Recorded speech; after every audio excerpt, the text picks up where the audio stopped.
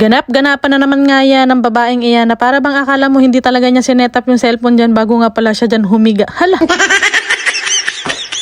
Makaka-relate lang talaga sa akin mga mare, yung kagaya ko nga din dyan na small content creator na gumagawa nga ng content sa araw-araw. Yung tipong mga mare na ikaw na nga din yung videographer, ikaw na nga din yung artista, tapos ikaw pa rin talaga yung director.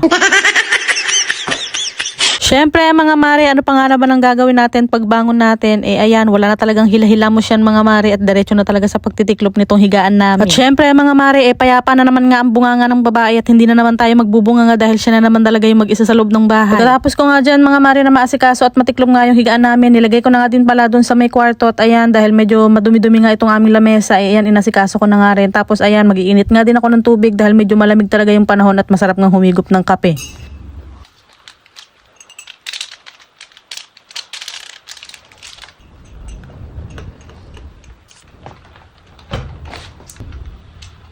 Hindi talaga ako mga mare mahilig magkape pero dahil parang December na naman nga at malamig nga ang panahon ayan talagang napapakape nga din talaga tong babae. Naalala ko lang talaga mga mare nung medyo daladalaga pa ang babae at wala pa talaga akong anak talagang namang nagkakape ako. Tapos ayan ang ginagawa ko nga mga mare sinasawsaw ko nga yung pandesal sa mainit na kape. Dahil nga mga mare ang sabi nila hindi din talaga maganda sa katawan yung pagkakape kaya talagang iniwasan ko yan simula nga na nagkaanak ako. Pero nga pagka malamig talaga yung panahon at medyo sinisikmura nga ako talaga namang napapakape na rin. Pagkatapos ko naman dyan mga mare na makapag-almusal, yung plato nga na pinagamitan ko, dinerecho ko na nga pala dito sa may lababo at ayan, mag-uurong na nga din pala ako dahil medyo madami-dami na naman tayong urungin.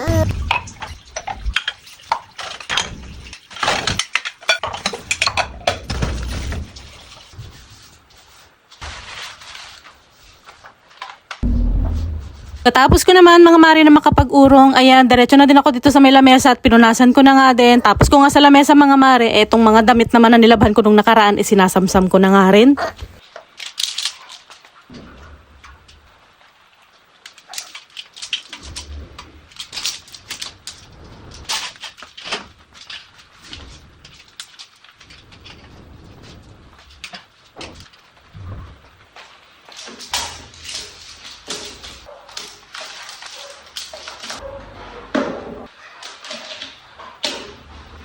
Di na nga pala muna ako mga mare magbo-voice over dito dahil meron na pala akong alaga at baka marinig nyo na nga rin mga mare itong aking alaga. Kaya ayan, ang gagawin ko na nga lang, ipakinggan nyo na nga lang mga mare itong ginagawa ko dito.